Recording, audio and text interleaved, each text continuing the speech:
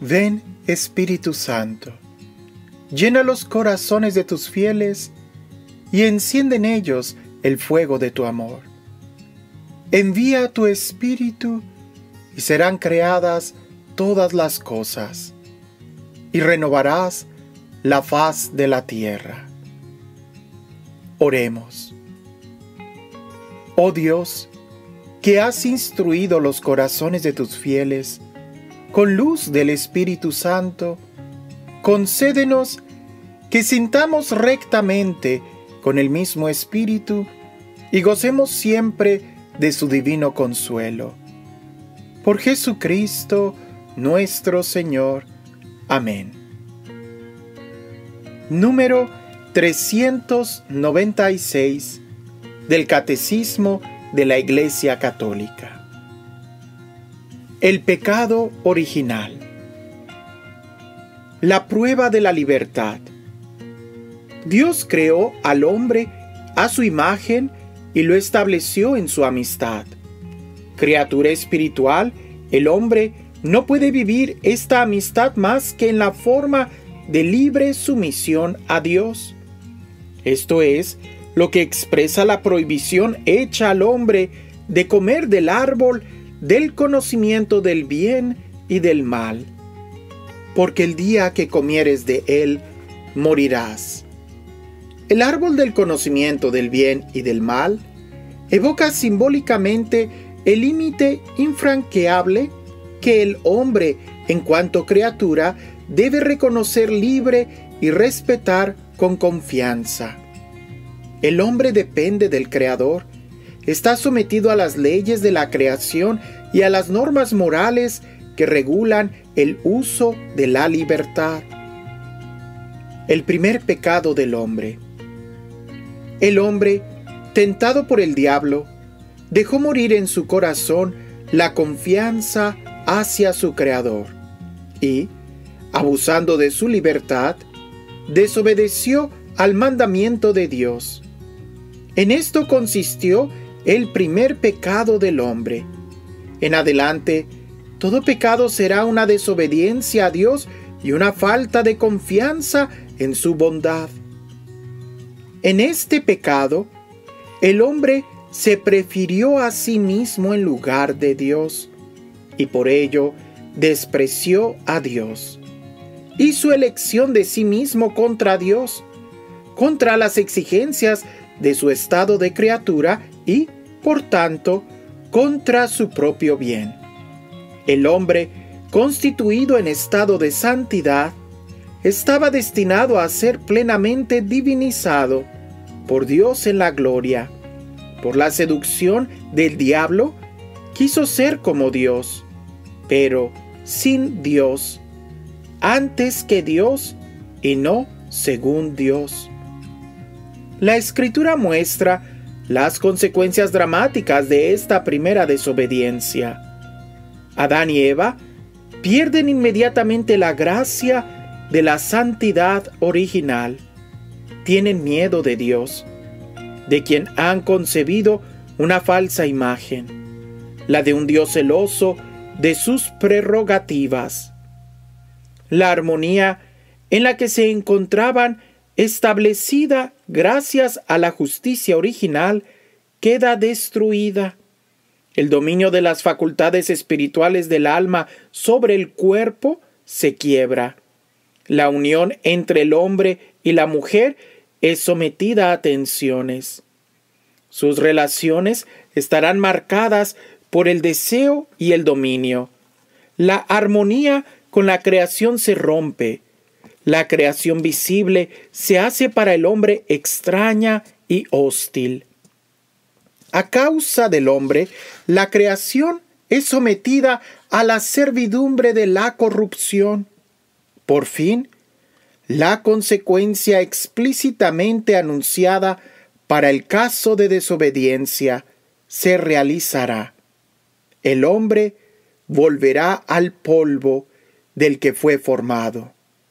La muerte hace su entrada en la historia de la humanidad. Desde este primer pecado, Una verdadera invasión de pecado inunda el mundo.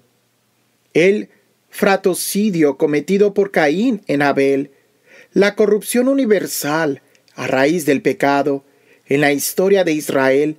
El pecado se manifiesta frecuentemente, sobre todo como una infidelidad al Dios de la alianza y como transgresión de la ley de Moisés. E incluso, tras la redención de Cristo entre los cristianos, el pecado se manifiesta de múltiples maneras. La Escritura y la tradición de la Iglesia no cesan de recordar la presencia y la universalidad del pecado en la historia del hombre. Lo que la revelación divina nos enseña coincide con la misma experiencia, pues el hombre, al examinar su corazón, se descubre también inclinado al mal e inmerso en muchos males que no pueden proceder de su Creador, que es bueno. Negándose con frecuencia a reconocer a Dios como su principio, rompió además el orden debido con respecto a su fin último, y al mismo tiempo toda su ordenación en relación consigo mismo, con todos los hombres y con todas las cosas creadas. Consecuencias del pecado de Adán para la humanidad. Todos los hombres están implicados en el pecado de Adán. San Pablo lo afirma. Por la desobediencia de un solo hombre, todos fueron constituidos pecadores.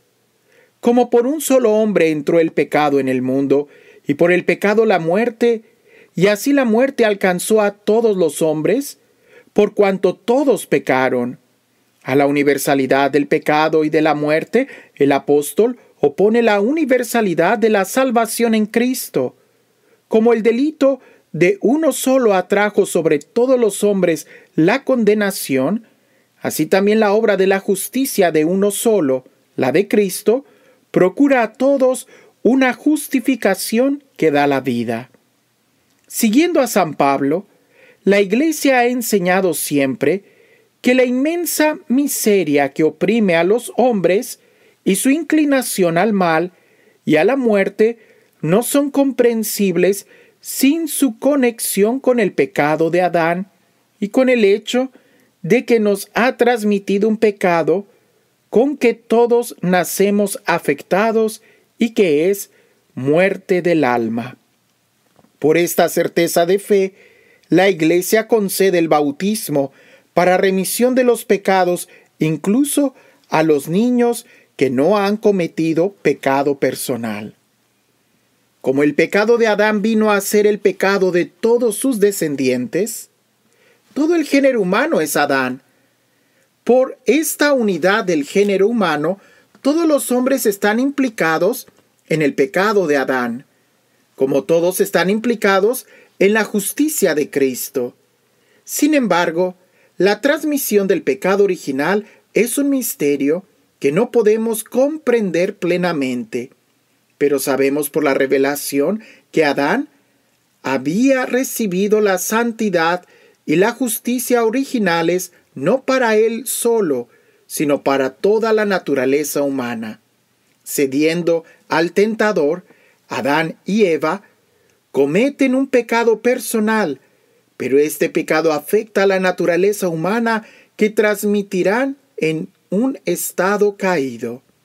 Es un pecado que será transmitido por propagación a toda la humanidad, es decir, por la transmisión de una naturaleza humana privada de la santidad y de la justicia originales. Por eso, el pecado original es llamado pecado. De manera análoga, es un pecado contraído, no cometido, un estado y no un acto. Aunque propio de cada uno, el pecado original no tiene en ningún descendiente de Adán un carácter de falta personal. Es la privación de la santidad y de la justicia originales.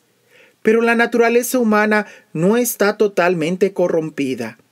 Está herida en sus propias fuerzas naturales, sometidas a la ignorancia, al sufrimiento y al imperio de la muerte e inclinada al pecado.